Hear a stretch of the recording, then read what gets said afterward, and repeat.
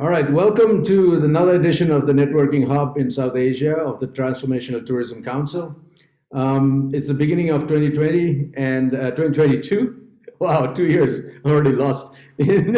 And the travel industry has been hit by the pandemic. I mean, I think it's the most hit industry. There's no doubt about that. And 2 years on, we're still trying to figure out where the industry is going in terms of, how the pandemic is really hitting it. I mean, we've been hearing stories since Omicron came into the picture about a few months ago that this could be the end game. This could be where the pandemic is slowly petering out into becoming endemic. And we're also hearing a few countries talk about how they will, move this into an endemic, declare it endemic. Even the CDC has been talking about it. The UK has stopped doing mass sanctions and stuff like that. So there's a lot of movement that is happening. And in Europe too, we've seen Norway open up. I've got a business in Norway, so I can see that. But really, what does this, to really figure this out, I think there's enough experts here to try and, work out impressions about where this is going. But what we really need to know is what is really happening with the pandemic, really, and what are the thinkings on the in the minds of the health experts of where this is going, and based on that, I think today's discussion will be on where do we think the tourism industry is going in 2022 and moving forward into 23 and 24. So really, I mean, since the pandemic started, we've been very blessed to have the opinion of Sushil Koirala. He's based in Bangkok. He's a traveler, health expert, music lover, as you can see behind his screen. And he's always been very helpful in giving us a very fair opinion about where this is going, and also giving us some perspective from his travel experience about what government responses might be and how that might affect the travel industry. So really today what we'll try to do is to learn from Sushil what he thinks and what he has learned about the pandemic and where it's going, if this is the real end game that is happening. And then we will open it up for discussions on questions about the pandemic and also opinions from the different people out here, all of whom are experts on travel, and try and make a informed opinion on where we think this is going. This is all being recorded, so it'll go online later on. So I'll hand it over to you, Sushil. I mean, it's your turn now. Thanks, Razai. I'm actually quite happy to be back. It's been a while. I can't believe that some of the old friends still have some interest left in COVID. I remember when we started this discussion, not much further away from 2 years ago. Nobody, of course, expected us to be talking about it 2 years down the line, but things have been quite intense. And I'm hoping that today we'll probably have more people in agreement leaving this discussion than it was in the past, because it was at times very difficult to foresee a prolonged pandemic. But for people like us who do this for a living, it is unfortunately something that we are not surprised of. But I think we are towards the end of it, at least some of it, if not most of it. And I'll quickly share a presentation and hopefully be able to shed some light on where we are at this point. We'll talk a lot about where we'll be tomorrow, but I think the only thing we know of is where we're at, and probably make an educated assumption on where we might be moving forward. So let me share my screen.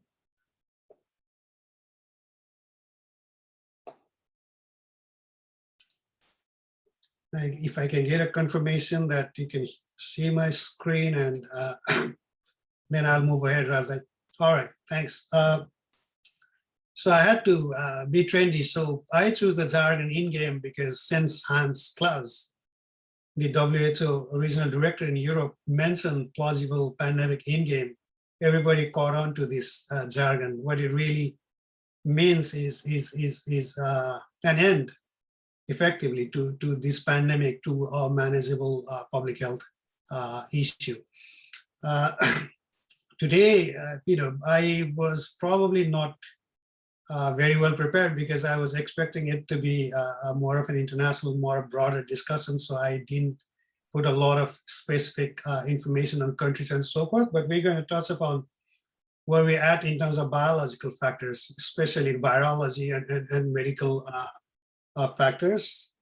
And then also try to quickly go into public perception, where we're, how we're visualizing or seeing this pandemic is, at this moment. And for that, we need to kind of look at where we were and where we're at right now.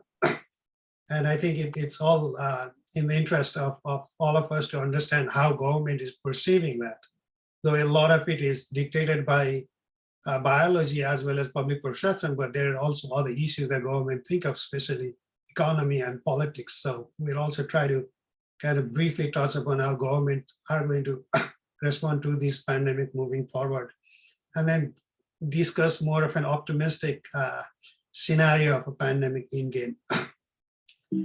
It looks like most of us have met before.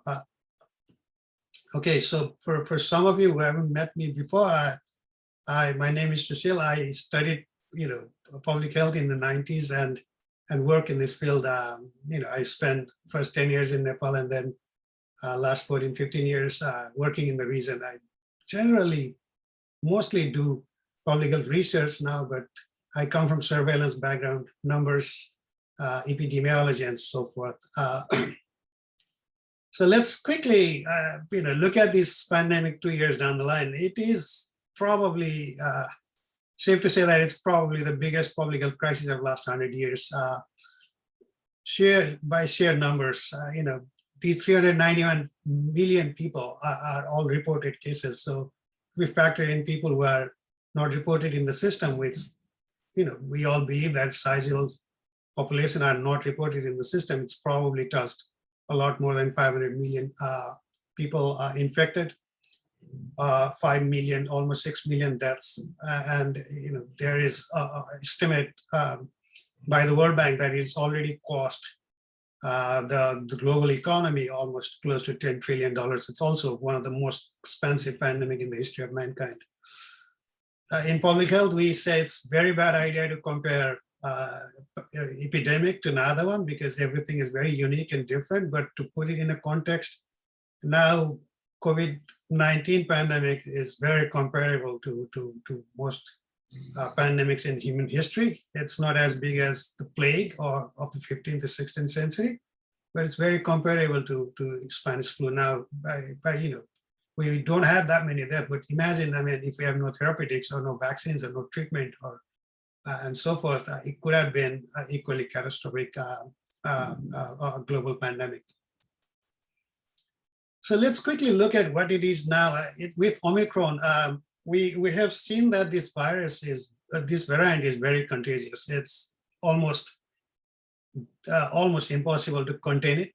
We've known from the facts coming out of Denmark that a positive person is 40% likely to transmit the virus to household environment, regardless of preventive behavior. So it is becoming increasingly difficult to prevent. It's not to say that masks and social distance don't work, but the effectiveness is greatly reduced. And it's circulating in a lightning speed, peaking in a couple of weeks and ripping through huge size of population in a very small amount of time. But at the same time, it is causing less number of severe illnesses. It is now we have evidence from some of these countries who were able to compare two variants circulating at the same time at the tail end of Delta and the emergence of Omicron, and we know hand-in-hand figure on how those two variants compare head to head, and I'll share it with you a bit later. It seems like, and it's basically, of course, in large majority of people, it doesn't go deep down into a respiratory tract. So the pneumonia cases that it used to be the major cause of death with other variants, the occurrence of that is very limited. Will the virus will continue to evolve or weaken? We have to see. The caveats, of course, being whether in the future it'll change into something more dangerous. We'll have to see, but the scenario is not as such at this moment. Also, the vaccine remained largely effective, even though the global south has been struggling to access vaccine, but the disparity is reducing. People a large majority of people are getting vaccinated. Of course, there are vaccine skeptics and so forth, but their numbers is shrinking by the day. And I think it's fair to say that globally, the case management has improved significantly. The clinicians know better on how to deal with these cases. Their hospitals, the emergency services have improved. So it's also causing less and less people to die of it. The hospital burden, we didn't see a drastic load on hospital care system like we did with the Delta variant. So that's also encouraging. And we don't pay much attention to it, but I think it's very important that there are new treatments coming. There are therapeutics where people who are sick, despite of being vaccinated, or people who can't get vaccinated, they're also accessing new treatments. So I think that's also another encouraging sign moving forward. Of course, there are also caveats in terms of waning immunity. It's very difficult to tell how long the protection is going to last, and there are some mixed results in terms of preventive protection is not lasting more than 5 or 6 months, but the T cell response, which is basically responsible for preventing severe illnesses, is reducing. It's staying on, so it's still helping a lot of people not being too sick after getting infected. Will the vaccine continue to be effective? We'll have to see, but the signs are good. I don't want to go too much into the technicalities of it, but if you just look at it, the Delta phase was very long, very prolonged. It was a perfect storm because it was spreading quick enough for preventive measures not to work, but it was also spreading slowly so that it is infecting a large amount of population for a long amount of time, which is inevitably causing more healthcare burdens and so forth. With Omicron, what we're seeing is it is exploding in areas, but peaking very fast and coming down very fast. In terms of variant tree, we talk about 13, 15 variants of existence, but Delta is the major variant. And with Omicron, even though we see a lot of numbers these days, the variant in circulation is still quite small pool. What we know of is the sub-lineage of Omicron variant BA2, which is circulating in Nepal. It looks like Nepal gave birth to that variant, at least allowed it to grow uninterrupted. It's scientifically, a lot of people argue that you can't call it Omicron because there are 44 new mutations already between BA1 and BA2. So if you want to call it a new variant, it's already there. So there is a likelihood that new variant will emerge. It's inevitable, and that's how virology and biology works anyway. It is very difficult to pick a number from countries who don't monitor it regularly. So I have picked up an example from the Ontario-based health facility where they have looked at Omicron and had an opportunity to compare it with Delta in November, December last year. And then the hard numbers are very clear because there is a comparison group where both of these variants were infecting and making people sick. We know that the hospitalization case or death are 1/3 to 1/4 generally of Delta variants. And the risk of hospitalization is 60% lower. So it is definitely a variant that is causing less severe illnesses. It's very difficult to kind of find out information about unvaccinated population as well, because we all talk about how less severe it is, but we only look at people around us who are already vaccinated. But the data from Ontario also shows that people who are not vaccinated, among those, Omicron is causing less severe illness as well. It's about the same percentage as those among vaccinated. So it is reasonable to say that Omicron is causing less more severe illnesses compared to previous variants. All right, I mean, that's basically on a clinical virological side.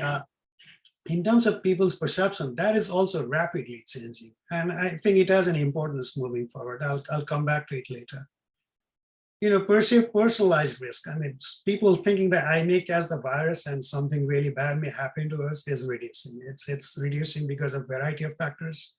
Like I just discussed, the virus seems to be causing less severe illnesses.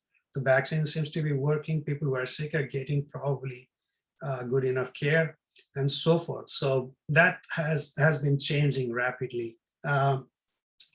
And also people are beginning to realize that, getting to zero is probably not realistic anymore. So, living with virus, regardless of what it means to an individual is generally accepted. Nobody expect, the world to get rid of, COVID in a short term. And also people are prioritizing, focusing too much from health risk to look at economic security, hardship, and so forth, because whether you're rich and poor, except those very few one who probably quadruple their wealth in this pandemic, majority of people have suffered economically. So they also try to find ways to move forward and revive their economic security. And definitely 2 years down the line, attention fatigue is kicking in, whether that's objective or not. Remains to be seen, but people are just sick and tired of hearing.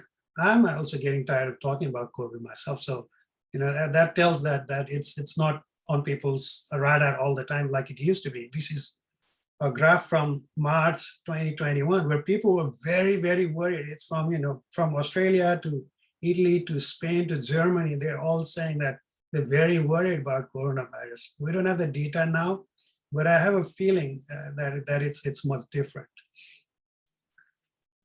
The governments have also kind of changing their strategies from really zero COVID to a manageable COVID outbreaks within the countries. There are some countries in Europe, France, Denmark, UK. They've realized that it's not going to cause a large strain in public health system, and they say let it rip, because what we know now is large pool of natural infection is the only way to contain the epidemic, because vaccines are not preventing new infections as such. So natural immunity seems to be the only way to kind of have a period of calm. So some of the countries are using this let it rip strategy, allowing virus to circulate among population and develop natural immunity sooner, compared to some countries who are still using primary prevention, where the virus is going to circulate for a longer period of time and cost countries economically. And some countries are still trying zero COVID. I think China is a classic example of it. Hong Kong, we hear a lot about drastic measures that they take. But I think it's also a matter of time. They'll probably move out of this, because biologically at this point of time, it seems like it's an impossible goal to reach. So I think our governments are reacting to COVID-19 is also shaped largely by public opinion, because if people are not that worried, people don't want to take those drastic measures, and people are okay government becoming more lenient in terms of reviving economic activities, reviving travels, and so forth. That is also affecting some of the countries' government's decision. Australia is a good example of that. And if you compare that with last year at the same time, people were saying the government's not trying hard enough. Large majority of people here are saying, oh, we need government to do even more. But I believe that perception is also changing. And we don't seem to have a good grip of economic cost of this pandemic. This has become a catastrophic pandemic economically. I think something that we cannot ignore, especially the disparity within the economic cost is drastic. Poor are getting poorer. Rich probably are also getting poorer, but that proportion is not equitable. So the World Bank says that it says 4.3% shrinking of an economy, and they compare that with some growth targets, it is $5 to $7 trillion of economic loss, and the knock-on effect it's beyond calculation at this point. And it may take the poorest many years, maybe a decade, to recover from this. So it's also, there is an economic incentive to accept certain level of risk and move beyond this pandemic mood at this point. At the end, I really dictate the pandemic endgame. That is, I think, everybody's question at this point. And we all kind of saw it early on, late December, early January, that this may be a lucky break that we're hoping for, and the signs are good, but it's something that always should be taken with a sizable amount of caution, because risks with such a contagious virus circulating in such large population always remains there. I mean, it is something that you cannot take for granted. But in an ambitious outlook, I think it's fair to say that the virus will continue to evolve. Hopefully, causing less and less severe cases. And I've already given some background on why that could happen. Vaccines hopefully will continue to be working, and then also protect people from severe illnesses with new variants as well. New variants will probably continue to spread, in an exploding manner. And there is a huge advantage when if a virus is not causing a lot of severe diseases, you want these peaks to come and go quickly, because then it allows people to go back to normalcy quickly. So with Omicron, we've seen that it happened. With BA2, it's happening even more faster. So if we, in the future, we may see a spike of cases a month, once or twice a year, and then we have a relative peace of calm afterwards, which is, in an epidemiological point of view, a good thing. So we can realistically expect that to happen with what's happening now.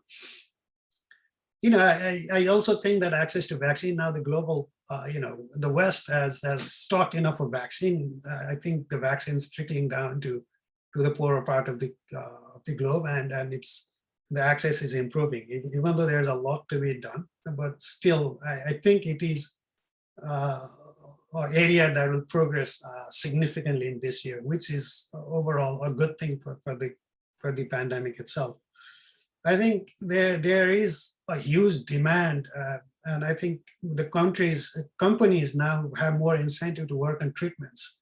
For a long time, I felt like since the vaccines were selling so well and such a huge demand, there was not enough incentive for companies to work on therapeutics. It must be like some of you may be taking on note that there are not many treatments coming. I mean, I was pretty unhappy about it, because there are sizable amount of people who can't be vaccinated, or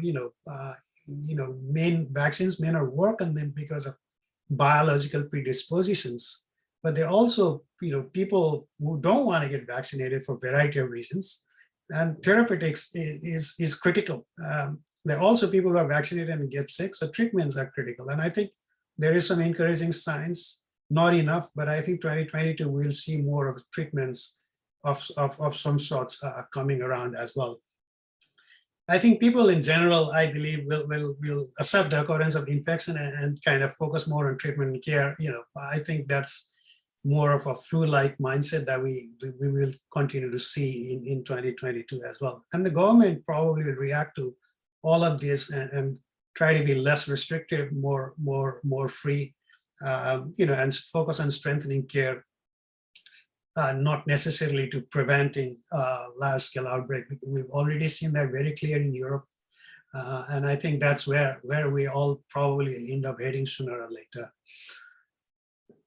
That is not to neglect the fact that there is a sizable risk that it can go haywire. I mean, that is biologically possible. So I would not believe anyone who guarantees that it's going to go all good from now forward, moving forward. So there is still some chance, some risk that this virus, this variant will continue to evolve to something more dangerous, more severe, more catastrophic than this. vaccine may stop working in new variants. There is definitely a serious risk that may happen. And then consequently health systems get overwhelmed and the economic fallout continues. If I have to put my money into it, I would probably put it in my pocket. But if you ask me to, kind of grade the likelihood, I believe that the ambitious scenario is highly plausible at this point. Probably put it up to 70 to 80%, but there's 20 to 30% risk that is always there. We should keep an eye on it and not take it for granted. So, I think at the end, how would a pandemic endgame look like? I believe it's going to still look a little messy because every country has at a different stage of epidemic. Some countries are just reporting their first cases, like some of these islands are right now. So it's not going to be a global, this is the end of the race kind of an end. I think it's going to be a lot of flares up of cases, government overreacting or panicking, the phases of unknown like we had with Omicron. There was this drastically mutated virus came. Nobody knew what it's going to do. So we had to wait for 2 or 3 months, shut everything down and kind of try to understand it better. So I think those kind of things will continue to happen generally. But, it is very likely that countries will open up more, including reducing travel restrictions and just move away from zero COVID strategy to more of control, monitor and control the epidemic.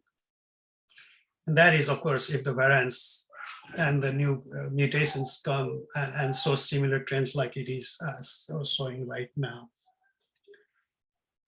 At the end, a lot of people talk about endemic COVID, and I think there's a lot of conceptions about what it really means. It's actually a very vague term. We have malaria occurrence in Nepal every year. We have people dying of malaria, but we consider Nepal a malaria endemic country. When we will consider, think of it as an outbreak, is because if a large number of people in Kathmandu start getting malaria, then there is a malaria outbreak. But if there is a sizable population of people getting malaria in Janakpur, for an example, then you say it's expected. So that's what endemic COVID is all about. It is like, pandemic will not end. The virus will not disappear, but the health system can manage it. There are programs in place to kind of, tackle it. And it is not creating drastic changes in terms of severity and death. And that's basically what endemic COVID is. And it can be very different to different countries. Like Thailand, I think almost made WHO mad by declaring that they're going to declare COVID endemic. But they've given WHO a very clear answer. As long as we have less than 10,000 cases a day and we're not seeing more than 100 people dying in a day, we have 80% or more people vaccinated against it. So we'll consider it endemic. We're not going to consider it a epidemic anymore. So that could be, different to Nepal, where our health system may not be able to tackle 10,000 cases a day. So we may want to keep it to maybe 1,000 cases a day and less than 10 deaths or so forth. So every country will come up with their own definition eventually. Well, I was reluctantly putting this slide because I know it'll make Rajda happy, but it's something that I'm totally not comfortable with. But I have been reading your think tanks and trying to understand tourism a little bit better. If you ask me where this will affect travel and tourism, I say I don't know. It's for the experts like you to figure out. But I believe, as a traveler myself, that traveling within restrictions is not enjoyable at all. I just came back from a trip to Nepal and it wasn't fun. You're worried about getting infected in a crowd. You're worried about testing positive right before your flight. You're worried about, when somebody coughs in a plane, you're worried about whether you should eat a meal or not. So it's not very enjoyable yet. I think it has a long way to go. And I think people who travel, the pool of people who will travel for leisure is going to shrink because of the economic cost that it has, the pandemic has created among people. So I think rebound for those really hungry travelers who are waiting for the restriction to be lifted, there will be a flare up. I think there will be a sizable increase, exponential increase in people who travel this year.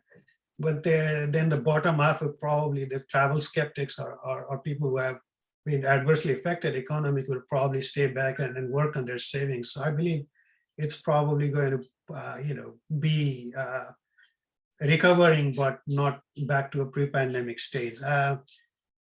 I think it's good to have like best case and a worst case planning and thinking in terms of how tourism will revive in each of these countries. Depend on Thailand is very good in looking at realistic numbers, but I can tell you even this plan looks very ambitious. They have a lot of constituents to kind of feed positivity. There's massive amount of suffering in tourism sector in Thailand. It is the largest employer of the country, so it has made a lot of people, push them below poverty line, especially those day-to-day worker in tourism sector. So the government is giving a very positive outlook, but even their best possible outlook is still like 1/3 of tourists that they used to get pre-pandemic stages. So they are being very cautious, and I think we all should be to a certain extent. Thank you very much. I try to kind of capture it in a broader sense, and I'll be happy, of course, to answer any questions if you have them. Thanks, Razak. Over to you. Thanks a lot, Sushil. As usual, I mean, I think it's a very clear picture and it's very concise, and we expected nothing less. And actually, for a person who claims no expertise in tourism, I think you've actually summarized it really well in the end as well. So, I mean, really, I mean, there are a lot of experts out here, but just to put it into perspective on the other side, of course, there'll be questions probably on the biological, on the pandemic, on the perception side as well. But if you look at tourism, it's a demand and supply game, right? And in the demand and supply game, on the supply side, there's a lot of suffering that's going on. There's a lot of need to actually take the economies up. The world is suffering, as you pointed out very clearly, and countries are suffering. Tourism workers are suffering. I mean, we're talking about potentially in Nepal about 1.2 million people at conservative estimates that are directly and indirectly employed in tourism. I think it's probably much more eventually, but I mean other countries much more. A lot of other countries. And on the other side, of course, and there's a need to for the supply side to really start working on it. On the demand side, like you said, I mean, there's a massive amount of pent up demand that is, waiting out there, and people really want to get out. They're really desperate. I mean, everybody is desperate. Just even to get out of home, people are desperate, right? To go to a restaurant, people are desperate. So that flare up is probably going to happen. There's no doubt about that. So that demand side of it is there. But like you said, it's no fun. I mean, you get poked in the nose a lot. I mean, you have to continuously do PCRs. You have to, have that nervousness of not knowing what different countries' regulations are. And I think that is one of the factors that are a big factor that is going to influence that the pandemic, is not equal everywhere, right?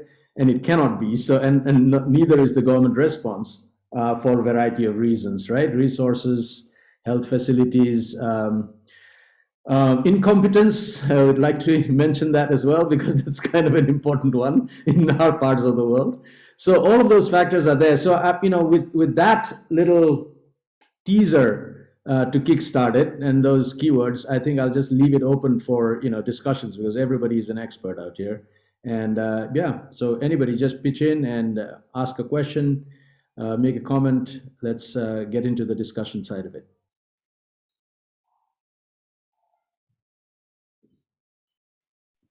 Okay, I'll go.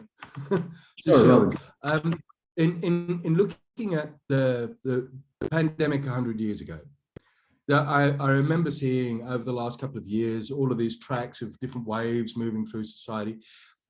Is there any similarity? Oh, of course. One of the key difference with this infection is there are no agents and host. Normally, there are three things: a person who's carrying a disease, a vector that's transmitting it, like malaria is transmitted by mosquito and so forth. So, since it's a respiratory illness, it spreads really fast. One of the major reasons that it's infected so many people around the globe in 1920s, where there were hardly any mobility compared to today, is because it was really catching on people really fast. This is also happening now.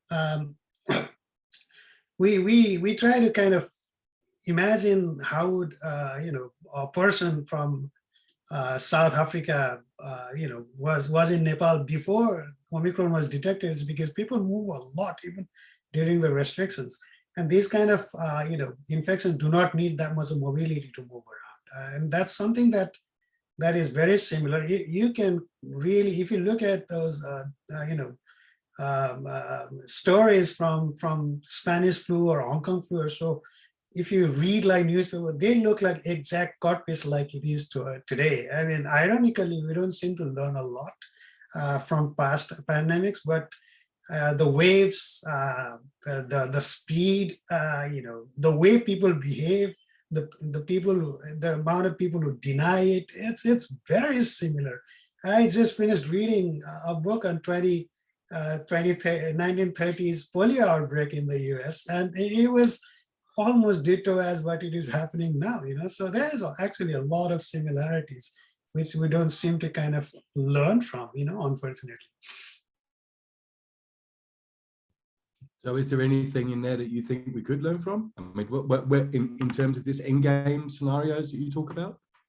It's very difficult to say because, I mean, travel, mobility is something that it seems like people in public health did not pay a lot of attention to, even though we've seen a lot of these mobility-related outbreaks with Ebola, even in SARS and MERS, and it is a very less studied area.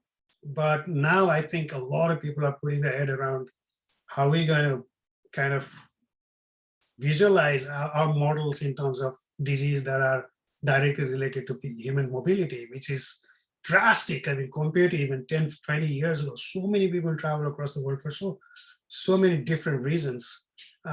It's very difficult to say, but in terms of one of the major argument against virus getting less and less severe is evolutionary, right? That's what viruses tend to do. They want to survive, so they don't want to kill their host. It's almost like a philosophical argument, but over the years, most of the viruses that has come and go is because they've evolved into something a lot less harmful. But that being said, there's again, there are cases where it's the other way around, so it's difficult to tell.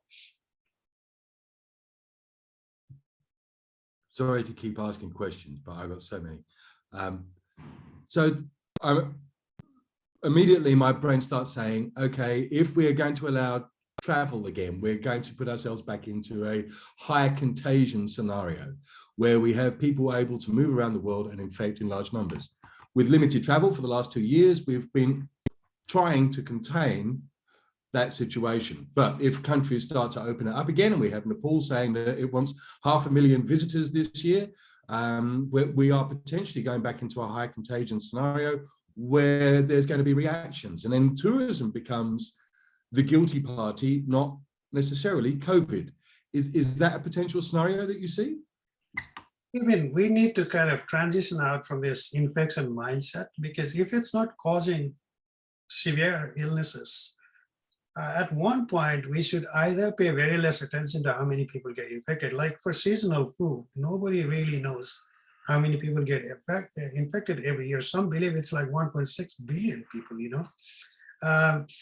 if we continue to count infections and take it in that realm of like, okay, infections are coming, then of course the same thing will happen. But let's not forget those people who fly. I don't know about who cross the border, but the conventional traveling, they are probably the safest pool of people carrying infection around, because they've recently been tested. They're probably screened through multiple temperature checks and so forth. It is, again, with the virus at this level of contagiousness, even though you shut the border down, like some countries have done for so long, you realize that sooner or later you'll have a large-scale outbreak. So there is no incentive doing that anymore. It's just that the mindset that needs to change.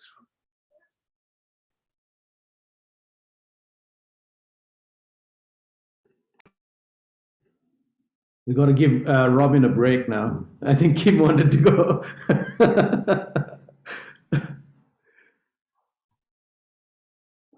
You're still mute. Yeah. Okay, am I unmuted now? Yeah. Yeah, no, that, I mean, those were good questions, Akshay, and say, Sushil, thank you so much. That was really actually, that was very enlightening. And I'm just, I've been starting to really ponder, like, I've been spending 2 years trying not to restructure my company, which is run in a really, it's a strange way. I do customized trips. I like leading the trips. I like being there. I don't want to be an office person that's sending out people to different countries. I want to be in the mountains. So I really resisted sort of restructuring. But now I'm, going to the third year. I'm really thinking about all these things we've just been talking about, because I had a full Mustang trip, which means like 12 people, and I'm down to now 4, which means that I'm going to lose money again trying to run this trip. And people are nervous about traveling. And when his point about like traveling here and it not being comfortable, I'm also thinking like, wow, I'd like to go to India, when it's really cold here. Good God, I just want to be warm, let's go to the beach. And then I think, okay, really? So PCR test, book all the things, what happens, get to Delhi and maybe get to, and then I don't have my heater and and all these things like, do I get stuck here? Am I going to miss my bike trip?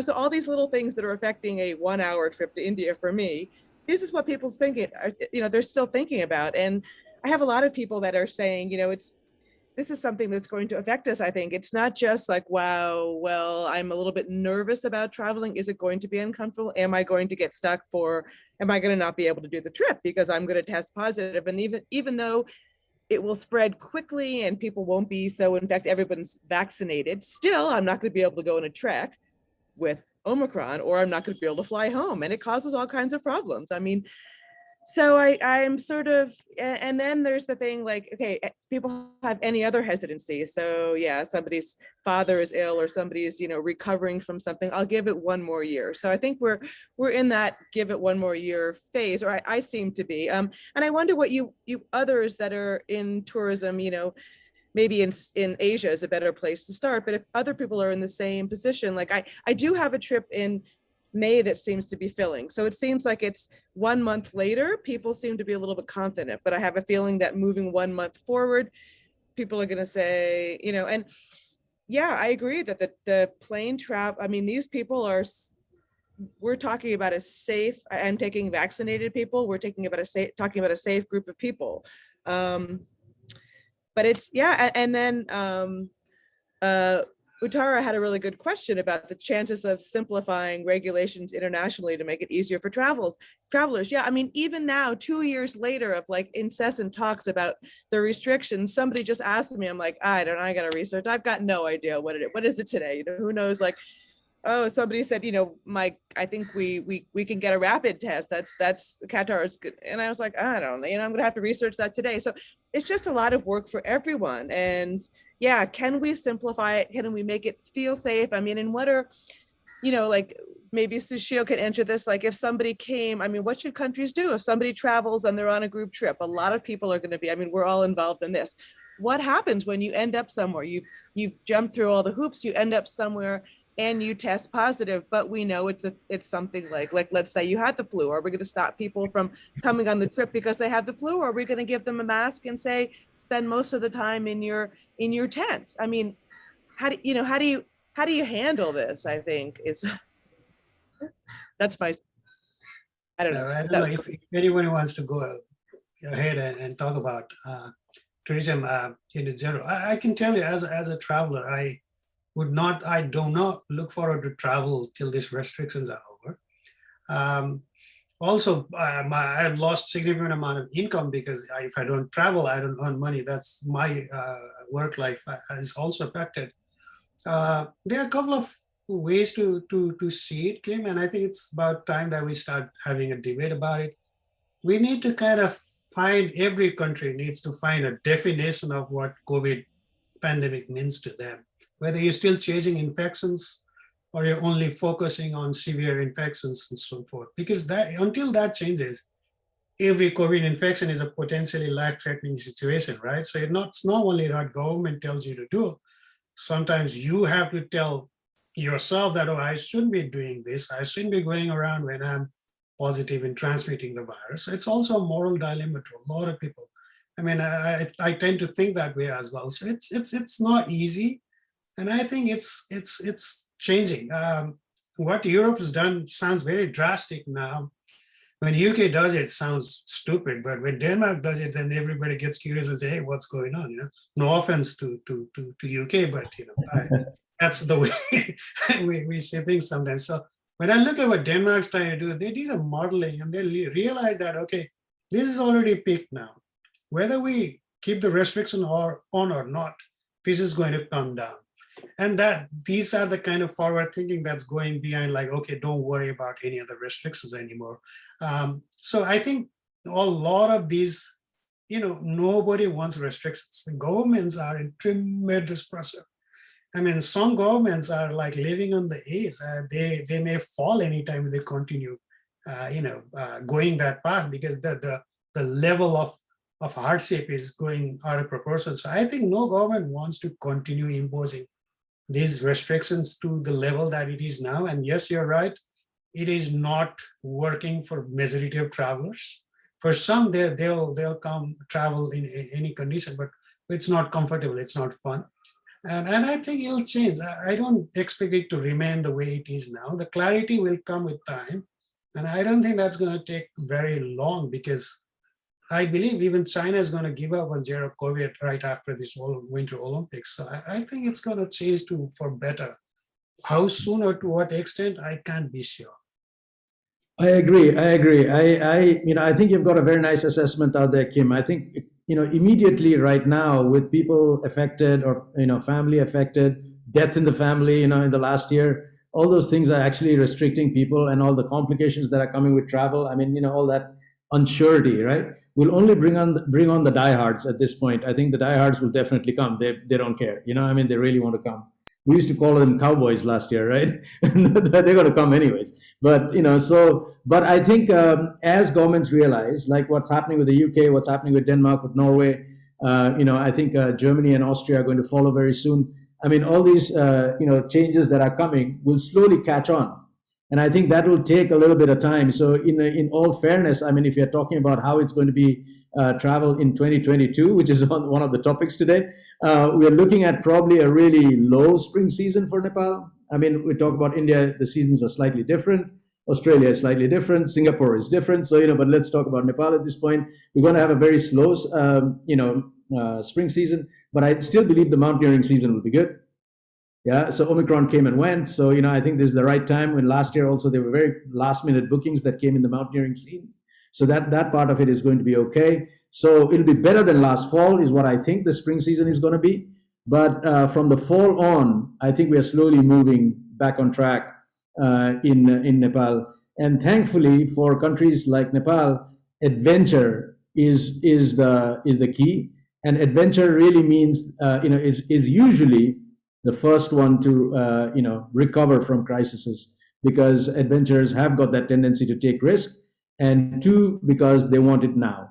And these are two qualities that are always there. So the fly and flop will take a little bit of time, I think, or people will do it in the next country. They won't do it too far away. Or Sushil is not going to fly to Malaysia. He'll just go over to the beach next door. So he'll go closer to home, right? I think that closer to home part of travel, that's also going to trend. So, I mean, one of the things that I've been recommending people to do is to look at, and for Nepal too, is to look at a one flight destination, right? A one flight source market, and not go into two flights. And that will reduce the problems that you have, right? So, you're focusing on China, Singapore, China when it opens up, Singapore, Nepal, India, Dubai, that sort of countries like Turkey and stuff like that.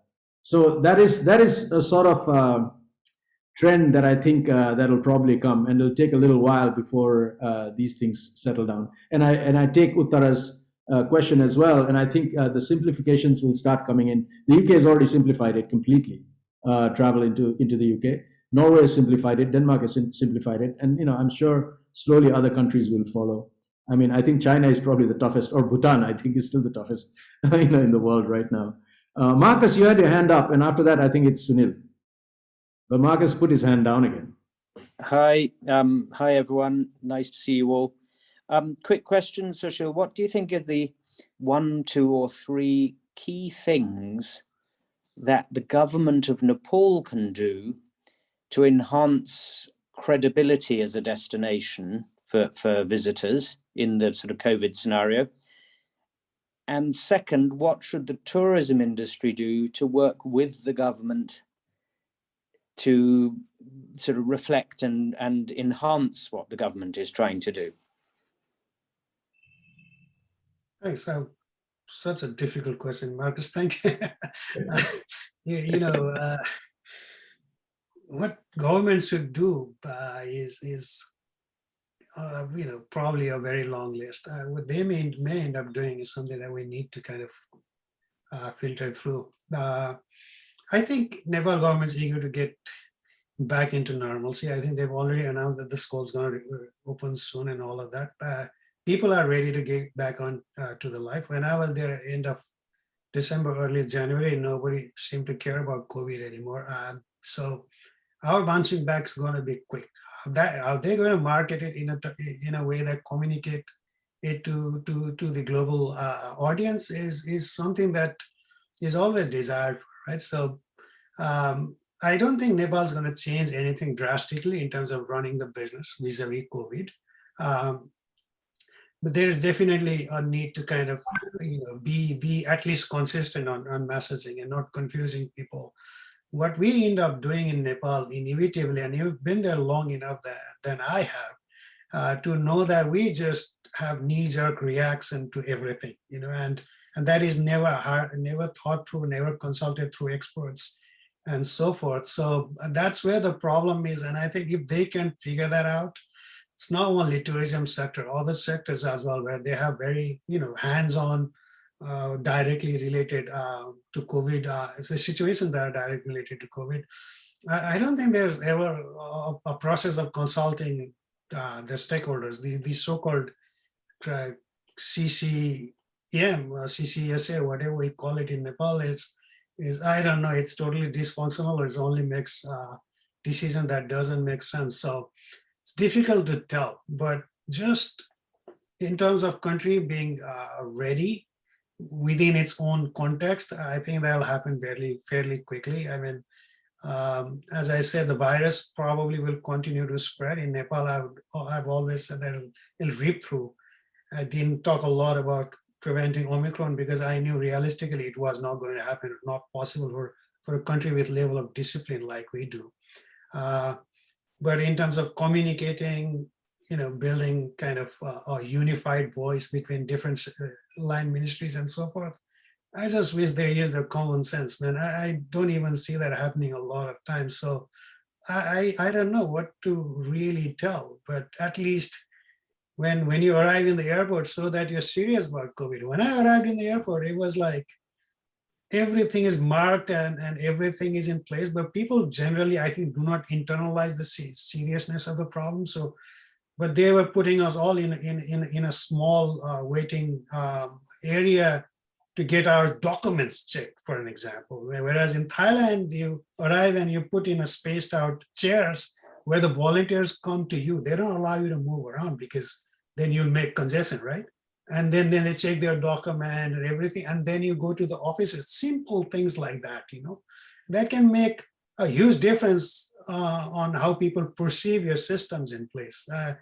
My son was asked to do arrival antigen test. We were not prepared for it. We didn't know it was required, and we taken to a corner with one table with everything spread out and things like that. The whole outlook, I mean, that's too much to ask for.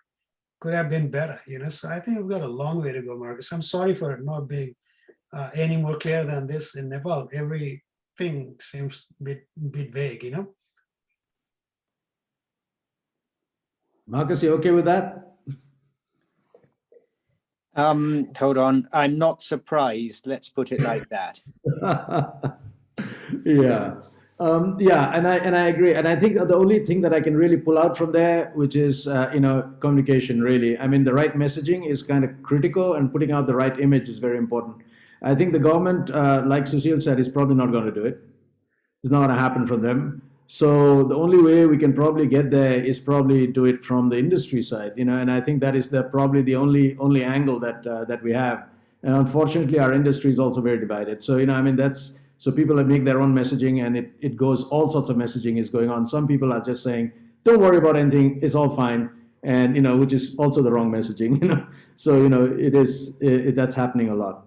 Yes, Sushil. If I may quickly add, and I think this is very important, Nepal has fairly lenient restrictions compared to other countries. Our problem is confusions, even if we have okay, not so comfortable things that people have to do, at least clarity of what is really required and certainty of it is something that really hurts travelers. When I was going to Nepal, I was panicking because there are so many things that you need to do.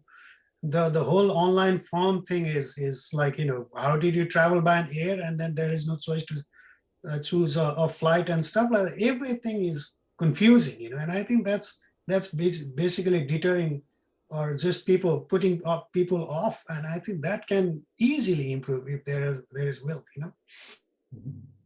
Sunil, and then after that, Robin, and then Uttara, I think, is the sequence. Okay, yeah. I am going to talk about some of the things I've observed on my recent travel back to Nepal, and now I'm back in Singapore. In fact, I'm in quarantine right now. Hence such a nice view from a hotel. My home doesn't have a view like this. So I'll be out from the quarantine tomorrow. So I see that there's going to be a little bit of tension between, what we generally in the tourism sector would want to see. Like Raj was very optimistic about spring, maybe okay, but then by autumn, things are going to pick up and everything. But what's also happening on the other side, because there's this another, okay, so the world was closed for almost 2 years, and now Australia opened up. Just one destination opened up hugely. And you know what that has happened? That has brought up the educational travel crowd, the migration travel crowd, and the family travel and so on and so forth has just really gone up. And the knock-on effect of that is because there's one flight that connects Nepal with Singapore, and then there are probably several other flights connecting from Singapore to Australia. And because of that, there's this huge pent-up demand. The cost of travel went up, just ballooned up. I'll sum up my cost this time, total cost, including flight, insurance, special transportations, PCR, blah, blah, blah. Costed me 3,220 Singapore dollars, which is about 2,500 Singapore dollars. But I try to mitigate that or maximize that with a long stay in Nepal. So I stayed for 3 months. So I think, it's not so bad. Maybe I paid about, I don't know, few $100s a week or whatever. So I'm happy because I was doing an essential travel back home. And so there's also this, so the trend is if you have to travel with a family visit or something that really essential, you would travel. Otherwise, you would just wait until the border situation clarifies, not just in your country, but then your traveling country and everywhere else. So that trend, I can see that lasting for some time. And it's, I mean, everybody has already talked about the mindset and the what could happen and so on and so forth. Right at the end, what I have is that I have a question to Sushil. This pack slur thing, is it going to bring in a lot of efficacy as much as the vaccine, and hence because it's easier to administer and transport and all that, is it going to really make a huge difference? That means our waiting period for opening up borders, is it going to shrink that period because of this pack slur availability? Now Singapore is also trying it out. I think, when we look at disease management, we look at the full choices of people, we have at disposal.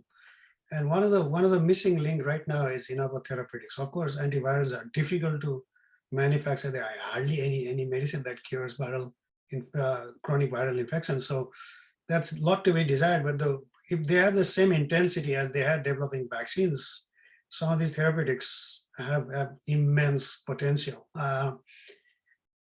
Whether that's going to happen this year or not, desired remains to be seen. How well that works remains to be seen. But I think it is definitely a major piece of the puzzle. And if you have, like, let's say, if you have a vaccine that prevents severe illnesses, if you have a virus that is not as severe as it was, and if you have treatment available, then we can probably allow people to travel with infection as well. And I think until that happens, I mean, cost, you talk about cost, it was the most expensive trip to Nepal just because of the requirements of the government. I had to quarantine a year, not as much as you have, but it is, even the PCR test cost me, like, for this whole trip of a family of 3, it cost us $2,000, and it just makes no sense, So yeah, I mean, a lot of these things I believe are going to change. How soon is difficult to tell.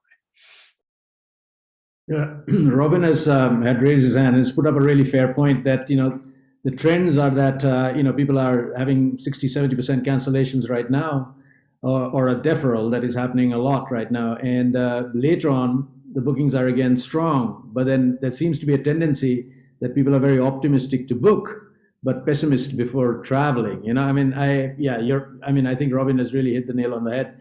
And I think going from what Robin is saying and what Sunil is saying, just before I get to Uttara, I think what the important thing for the tourism industry to do is to catch on to these trends and to really look at the trends. And I think this is something that the government should be doing. I mean, it's very difficult for single companies to do. Robin is lucky to be working with a few other companies, so he can see some trends. But to know the trends and offer it to the industry, so industry does not waste time and the scarce resources right now, which not a lot of people have, in moving in directions that are not going to yield anything, right? So really, I mean, the industry has got a very strong tendency, the majority of the industry has got a very strong tendency to think that everything will be back to normal. What people have to realize, there is no normal. It's already changed. The normal has already changed. So it's the time to really understand what's happening and keep changing with it. And if you do that, you're using your money wisely and you're trying to use it in the right, where the results will come. Uttara? Oh, Uttara gave up. Do you have something, Uttara? No. All right. Anybody else?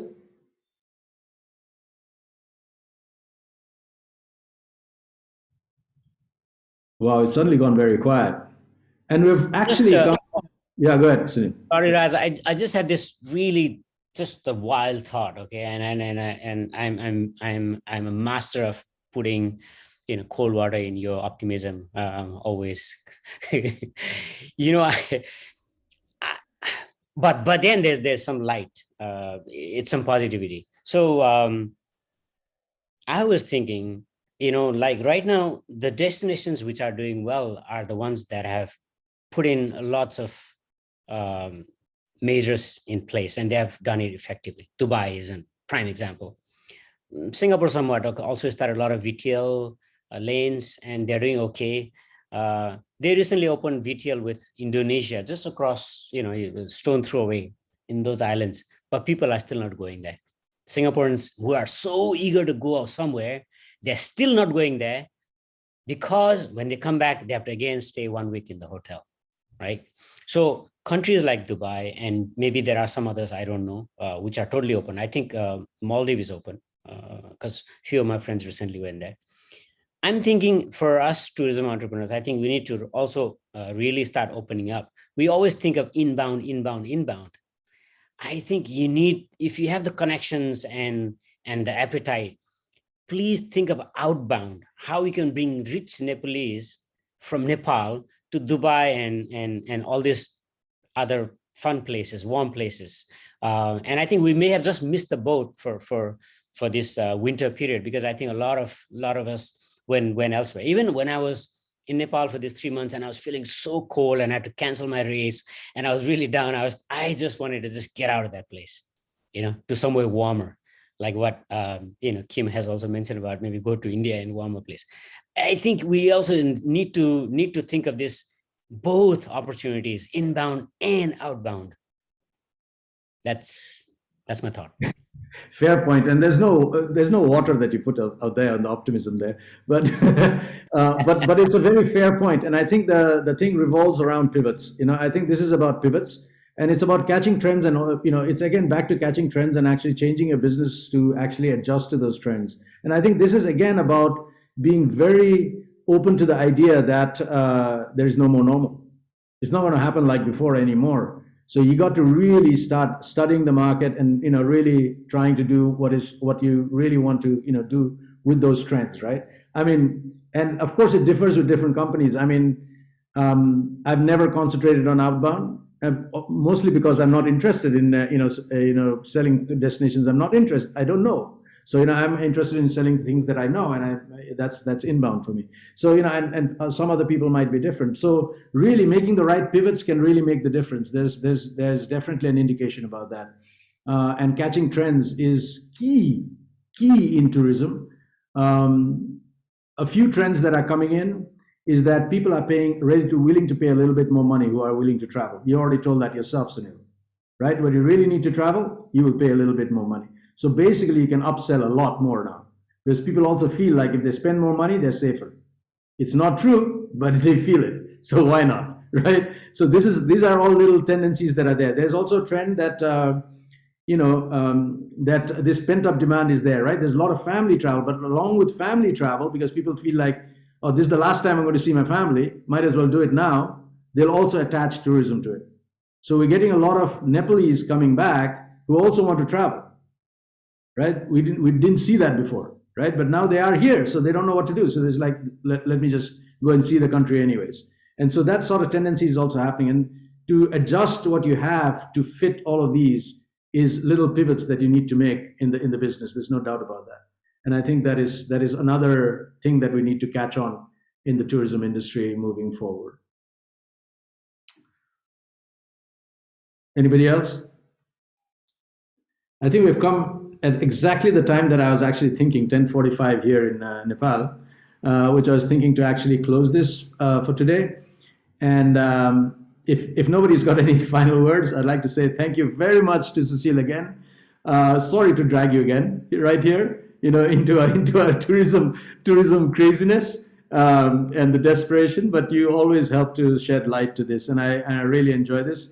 And thank you everybody that has been here. Asking questions, trying to understand and moving forward. I mean, it's always enlightening to do this series, and we'll try to put this on, I think it'll go on the TTC YouTube. I'll try to probably put it on the Social Tours YouTube as well, so that it can spread, because I think there's a lot of good information here for tourism, for governments, for people to understand. So thank you so much, Sushil, again.